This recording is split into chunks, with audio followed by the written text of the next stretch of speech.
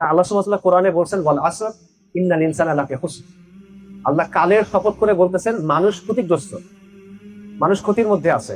মানুষ কেন ক্ষতির মধ্যে আছে?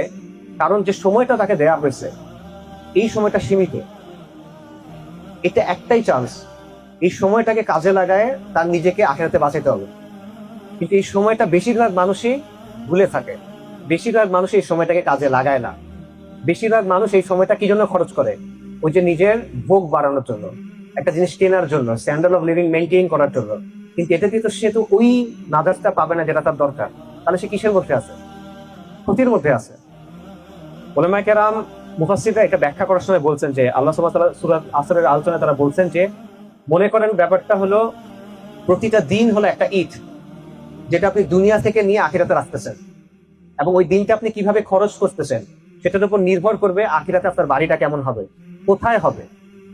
আপনার বাড়ি কি জান্নাতে হবে না জাহান্নামে হবে, এটা ওই দিনটা আপনি কিভাবে খরচ করতেছেন তার উপর নির্ভর করে। আপনার সময়টা আপনি কিভাবে খরচ করতেছেন তার উপরে নির্ভর করে।